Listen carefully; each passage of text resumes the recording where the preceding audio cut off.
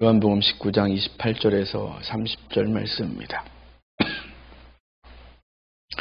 함께 읽겠습니다. 그 후에 예수께서 모든 일이 이미 이루어진 줄 아시고 성경을 응하게 하려 하사 이르시되 내가 목마르다 하시니 거기 신 포도주가 가득히 담긴 그릇이 있는지라.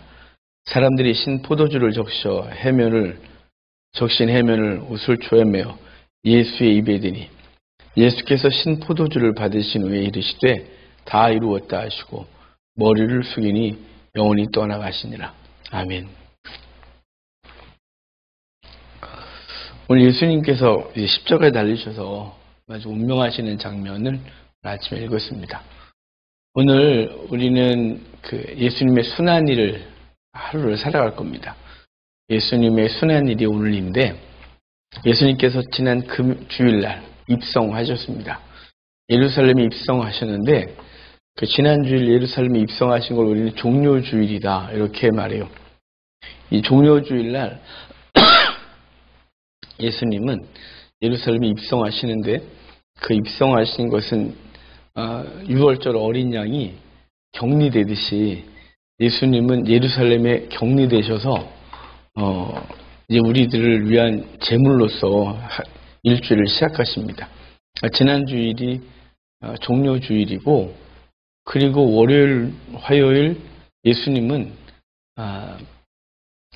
점검을 당하셨습니다. 원래 6월절 기간 중에 어린 양은 격리됐다가 월요일부터 흠을 찾아내요.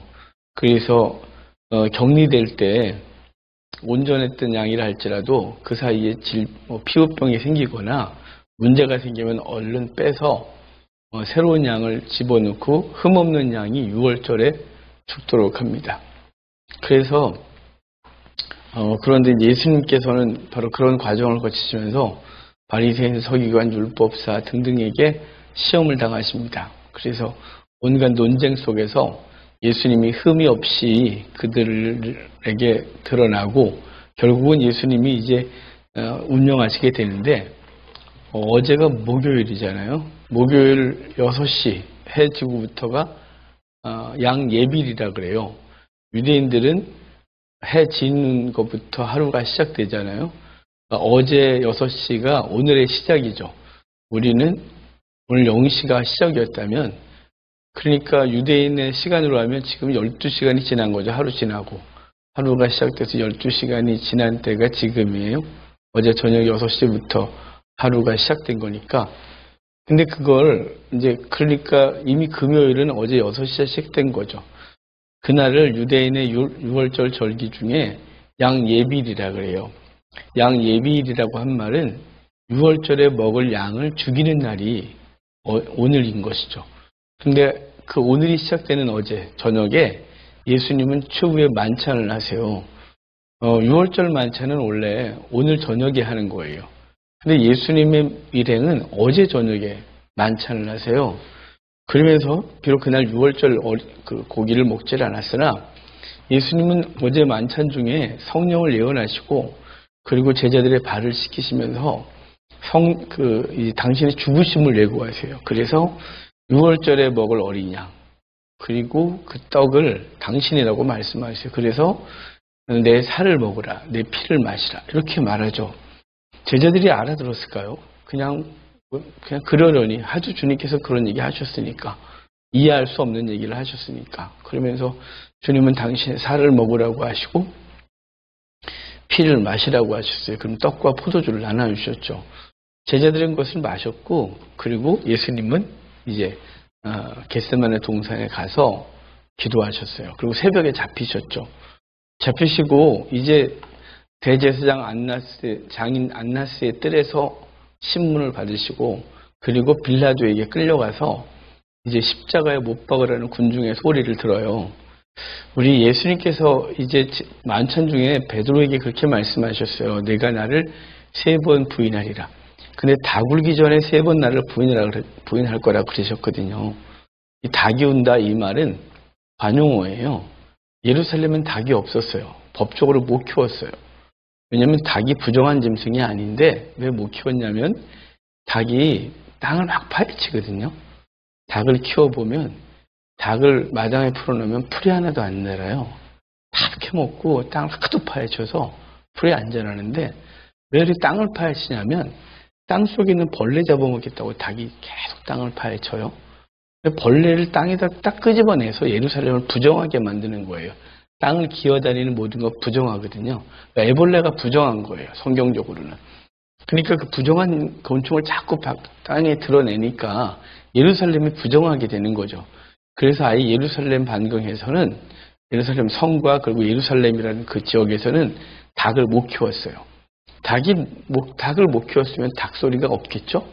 그런데 이 닭이 운다 이 말은 어떤 거냐면 당시 로마에서도 닭이 운다라는 표현을 썼는데 이 새벽을 알리는 사람들이 새벽이라고 알리는 그런 사람들이 있었어요. 그 사람들의 소리를 닭이 운다 이렇게 표현했는데 예루살렘에서 새벽을 어떻게 알렸냐면 제사장들이 소리를 질렀어요. 제사장들아 일어나라 제물 준비해라 이렇게 외쳤습니다. 그러면 그 소리를 듣고 제사장들은 일어나서 제물을 준비했어요. 캄캄한 새벽에. 예수님께서 지금 빌라도의 뜰에서 사람들에게 무슨 소리를 듣고 있냐면 십자가에 못 박으라는 소리를 계속 듣고 있는 거예요. 그를 제물로 죽이라고. 닭이 계속 그렇게 우는 거죠. 제물 잡을 준비하라고. 그리고 그런 사이에 베드로가 3번 주님을 부인하고 예수님은 언도를 당하세요. 사형 언도를 받고 끌려가시게 되죠. 지금 우리 이 6시, 새벽 6시면 이미 베드로가 3번 부인이 끝난 시간이에요. 끝나고 그리고 이제 빌라도가 이 바라바를 대신 내어주고 예수님을 어떻게 살려보려고 막 그런 고민하고 결국은 안 돼서 로마 군병들에게 채찍질해서 내주겠다고 채찍질을 하고 예수님이 피를 흘리는 그런 시간들이 이제 진행되고 있는 거죠. 그리고 오늘 9시가 되면 십자가에 달리세요. 이 십자가에 달리는 9시는 예루살렘 성전에서 첫 번째 제물이 죽는 시간이에요. 그러니까 이미 제사장 중에 한 사람이 제사장들아 일어나서 제물 준비해라 그러면 제사장들이 이제 그날 첫 번째로 드릴 그 번제물을 양을 끌어다가 씻기고 죽이고 가죽 벗기고 다 난도질해서 이제 준비했다가 오전 9시가 되면 제물을 올려서 태우는 시간이거든요. 그 첫 번째 제물을 드리는 시간에 예수님이 십자가에 달리시는 거예요. 오전 9시에. 그러니까 오늘 9시가 예수님이 십자가에 달리는 시간이죠. 그리고 12시가 되면 해가 어두워진다 그랬는데 해가 어두워지는 12시가 어떤 시간이냐면요. 그 전국에서 6월절 어린 양이 그날 죽거든요. 각 가정마다 한 마리씩 잡아먹어야 돼요. 그게 법이거든요. 그런데 6월절 어린 양이 죽는 시간이 정해져 있어요. 오전 그냥 정오죠. 12시에 나팔을 불면 양의 목을 딱 자르는 시간이에요. 전국에서 양의 목이 동시에 잘려요. 예루살렘에서 바로 이제 그렇게 12시에 잘리는데 그 12시에 어린 양이 죽을 때 해가 어두워지고 이제 하늘이 이제 깜깜해지고 이제 그런 일이 벌어지는데 이건 바로 하나님의 아픔이에요. 하나님께서는 당신의 아들을 세상에 보내시고 우리들의 죄를 짊어지고 죽으시는 그 아들을 모른 척하시고 죽음을 방관하셔야 되는 시간이에요. 그래서 예수님이 6월절 어린 양이 그 동시에 죽는 12시에 해가 어두워져요. 그리고 오후 3시에 예수님이 운명하시는데 왜 오후 3시에 운명하시냐면 6월절 어린 양이 전국에서 12시에 동시에 죽지만 예루살렘에서 워낙 많은 사람들이 모여서 어린 양을 잡아요. 근데 예루살렘에 모인 사람들은 제사장들에게 자기 양을 잡아달라고 부탁하거든요. 원래 자기가 죽여야 되는데 그래서 그게 전통이 돼서 예루살렘의 제사장들이 그 수많은 제사장들이 쫙 서 있고 거기에 이제 그 제사장들마다 양들을 끌고 온 사람들이 쫙 서 있는 거예요. 그러면 12시에 동시에 그 수많은 양을 죽일 수는 없잖아요. 예루살렘에서는 특별법이 생겼는데 오후 3시까지 죽일 수 있다는 법이 생긴 거예요. 그래서 오후 3시까지 어린 양이 계속 죽어요. 그리고 마지막 양이 죽는 시간이 오후 3시예요. 예수님께서 오후 3시에 운명하셔서 마지막 양과 함께 죽는 거죠. 그러니까 오늘 일정이 예수님께서 이 고난주간에서 오늘 순환일이라 그러는데 새벽 6시 이전에 사용원들 이제 사용을 결정을 받고 그리고 이제 사람들이 이미 죽이라고 계속 소리를 지르고 그리고 그 와중에 빌라도가 사람들에게 예수님을 내어주고 그리고 예수님은 십자가를 찌고 예루살렘 그 골고다로 오르는 시간이에요. 9시에 첫째 물과 함께 예수님이 십자가에 달리시고 6월절 어린 양의 첫 어린 양이 목이 달린 시간에 해가 어두워지며 오후 3시 마지막 어린 양이 죽을 때 예수님이 운명하세요. 운명하실 때 오늘은 제가 요한복음 19장 28절부터 30절까지 읽었잖아요. 요한복음 19장 28절부터 30절까지가 예수님의 마지막 말씀이세요. 마지막 말씀이 마지막 말씀이 십자가에서 7마디 하셨는데 그 중에 2마디를 요한복음이 기록을 해요. 요한복음에서 주님께서는 이래요. 지금 오후 3시에 마지막 양이 죽었어요. 그리고 이제 예수님은 죽으셔야 되는데 거기 요한복음 19장 28절을 보면 그 후에 예수께서 모든 일이 이미 이루어진 줄을 아시고 그래요. 이미 모든 것이 이루어졌대요. 이게 무슨 얘기냐면 이제 이 백성들의 죄를 내가 다 짊어졌다는, 이제 내가 내 백성의 죄를 다 담당했다는 이것이 이루어진 줄 아시고 성경을 응하게 하려 하사 이르시되 내가 목마르다 그랬대요. 성경에 무엇인가를 이루려고 내가 목마르다 그러는데 예수님이 성경에서 예언했던 어떤 것을 이루려고 그러셨대요. 그럼 성경에서 이 목마르다 이 말은 시편에서 예고됐던 말이에요. 자신이 목마르다고 예고됐던 말이고 이 목마르다고 한 것 때문에 이루어진 사건이 있어요. 그게 29절 30절이에요. 거기에 신포도주가 가득히 담긴 그릇이 있는지라 이 신포도주는 포도를 따서 포도주로 만들려다가 발효가 잘못돼서 시큼하게 된 거예요. 그러니까 저질 포도주죠. 이 신포도주는 노동자들이 여름에 더울 때 일하면서 물을 마셔야 되는데 이스라엘의 물이 진짜 맛이 없어요. 제가 다녔던 외국 중에 제일 맛없는 데가 예루살렘 물이에요. 이 이스라엘 물인데 정말 맛이 없어요. 어찌됐거나 근데 그 맹물을 마실 수가 없고 맛이 너무 없으니까. 그래서 노동자들이 더위도 식히고 그리고 에너지도 보충하려고 신포도주를 물에 섞어서 노동을 하면서 먹는 것이었어요. 이 군사들이 예수님을 십자가에 못 박으면서 자기들도 그러니까 계속 못 박고 거기서 계속 대기해야 되고 죽을 때까지 버텨야 되고 재수 지켜야 되니까 그들은 갖다 놓고 자기들이 마시려고 갖다 놓은 것이었는데 그것이 가득하대요. 그런데 예수님께서 목마르다 이렇게 말하니까 그들이 해면에다가 그것을 찍어 예수님께 줬답니다. 여기 해면은 그 헬라어로 스폰고스 그러는데 이 스폰고스가 영어로 스폰지로 번역이 돼요. 천연 스폰지예요. 그리스 앞바다에서 나오는 그 산호초인데 그 산호초가 굉장히 폭신거리고 부드러워요. 일반 그 공장에서 만들어진 스폰지와 비교할 수 없이 부드러워요. 그런데 그거를 로마 군사들이 갖고 다녔어요. 왜냐하면 변을 보고 뒤처리할 때 그것을 나무 끝에 이렇게 항상 매달아 들고 다녀서 화장실 솔처럼 만들고서 갖고 다녔어요. 우리 휴지 갖고 다니듯이. 그래서 이 사람들이 변을 보고 그것을 물에 찍어서 뒤처리를 했던 건데 그것을 예수님이 이미 십자가에 달려 계시니까 물을 갖다 줄 수가 없으니까 그것으로 물을 찍어 예수님의 입에 대고 그분이 드세요.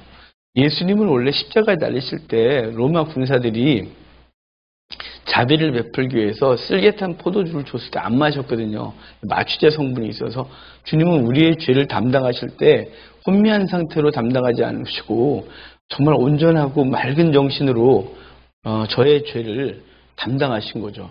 2000년 뒤에 올 황 목사의 죄를 내가 담당해야지. 그러고 마시고 형제에 대한 죄를 마시고 우리의 자매들의 죄를 그 온전한 sen스로 다 마시고 그리고 이제 십자가에 달리세요.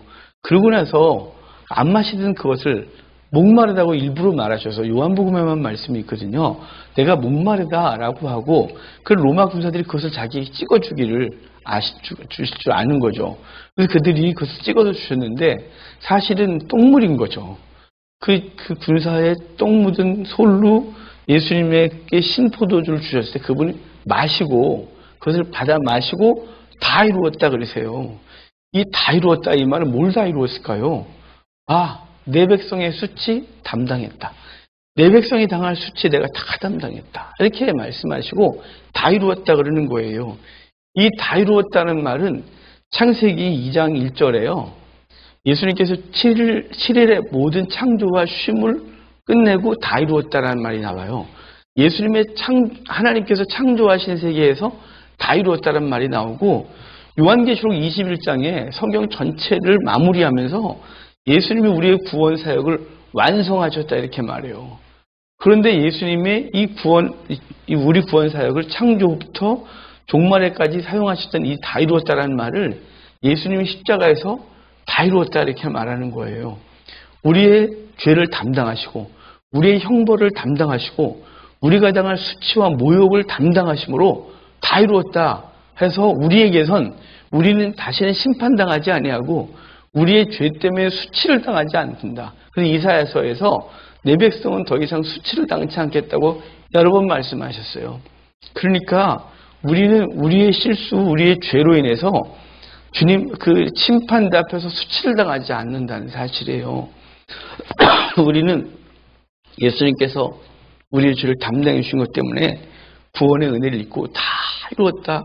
이 말씀이 우리에게 성취되는 거죠. 다 이루었다 하시고 얼마 있다 운명하세요. 운명하시고 이제 그 다음날이 큰 안식일이라 십자가에 시체를 둘 수 없어 아리마대 요셉이 빌라도에 가서 시체를 요구하고 그래서 예수님이 시체를 내어주고 예수님은 무덤에 안장되세요. 해가 지기 전에 안장되시는데 이 안장되실 때 집에서 뭐라고 하냐면 바로 6월절 어린 양 잡아서 집에 가져갔거든요. 그래서 다 먹을 준비 다 해요. 껍데기 벗기고 내장 다 씻기고 통으로 씻겨야 돼요. 각을 떼면 안 돼요. 그래서 거기다가 꼬챙이를 껴놨다가 해지기 전에 꼬챙이를 끼고 그리고 해가 지면 숯불에 어린 양을 구워 먹기 시작하는 거예요. 바로 그 시간에 예수님은 옆구리가 찔리세요. 집에서 어린 양의 꼬챙이를 꿰는 시간에 예수님은 로마 군사가 죽음을 확인하기 위해서 죽음을 이미 확인했거든요. 원래 죽이기 위하여 정갱이뼈를 분질러서 완전히 죽여버리는데 예수님 이미 오후 3시에 운명하셨어요. 이미 3시간 동안 죽음을 다 확인했어요. 그래서 더 이상 그 정갱이를 분질러 드리는 수고를 하지 않고 밑에서 창을 찔러서 심장까지 찔러 심장과 복막에 있는 모든 물과 피를 쏟게 해요. 그 집에선 꼬챙이를 끼워질 시간에 예수님은 창에 찔려 우리의 먹거리가 되는 거죠. 그래서 집에서는 어린 양을 먹을 때 예수님 무덤에 안장되심으로 우리의 죄를 위하여 완전히 이제 희생제물 되시고 우리에게 먹힘을 입는 거예요. 주님이 내 살을 먹으라 내 피를 마시라 이렇게 말씀하셨듯이 그분이 우리에게 먹힘을 당하시는 거죠. 그리고 하루 안식하시고 안식 후 첫날 이번 주 주일날 새벽에 이스라엘의 유일한 새벽 예배가 있어요. 초실절 첫 번째 제물을 드리는 날인데 밀을 추수해서 첫 번째 드리는 날이 이번 주일 새벽이 되는 거죠. 6월 유대인의 절기상 그 첫 번째 제물을 드리는 날 무덤에서는 예수님이 부활의 첫 열매 되셔서 하나님 앞에 드려주고 그와 함께 우리가 부활의 은혜를 입게 되는 놀라운 시간이 이번 주가 되는 거예요. 그러니까 지난주에 종료주일부터 쭉 와서 오늘 예수님이 순환을 당하시는 날. 그래서 오늘을 순환일, 가톨릭에선 성금요일 이렇게 말하는데 우리는 세인트라는 말을 아무데나 안 붙여요. 오직 예수님만 거룩하시네요. 날에도 절기에도 어떤 거에도 성을 안 붙여요. 그래서 개혁교회에선 성전이란 말 안 써요. 예배당 이거죠. 그런데 예수님께서 오늘 순환당하시는 날. 그래서 지금 이제 이 시간쯤 그래서 오늘 하루를 살면서 그냥 하루를 보내는 게 아니라 시간을 따라서 지금은 예수님이 어떤 시간이구나. 지금은 사람들에게 모욕을 당하고 로마 군사들에게 침뱉음을 당하고 놀림을 당하고 채찍을 당하고 그리고 빌라도가 어쨌든 놔주고 싶었는데 사람들이 못 박으라고 계속 소리 지르는 바람에 바라바와 교체되는 강도 바라바와 교체되어 예수님이 십자가를 받으시고 그리고 이제 십자가를 지시고 골고다까지 올라가시면서 계속 쓰러지고 채찍을 당하는 그런 시간이 오전 9시까지 되는 거예요. 9시에 십자가에 달리시고 첫째 물과 함께 달리시고 어린 양의 죽음과 함께 첫 번째 어린 양의 죽음과 함께 해가 어두워지고 마지막 어린 양의 죽음과 함께 예수님이 운명하셔서 다 이루신 거죠. 우리의 구원을 완성하신 거예요. 그리고 이제 저녁이 되면 무덤에 안장되시고 우리의 완전한 먹거리가 되시는 시간이에요. 그리고 주일날, 이번 주일날 놀라운 부활의 역사가 있는 날. 이게 이번 주의 일정입니다. 오늘 예수님의 순환의 시간을 따라서 오늘 하루를 좀 절제하고 그분의 고난을 묵상하고 그 고난을 내가 대신 그분이 고난당하니까 나도 고난당하리라 이런 건 없고 그분의 고난당하심이 내게 어떤 은혜가 있는지를 오늘 하루도 묵상하면서 하루를 또 은혜 가운데 살아가는 귀한 은혜가 있길 바랍니다.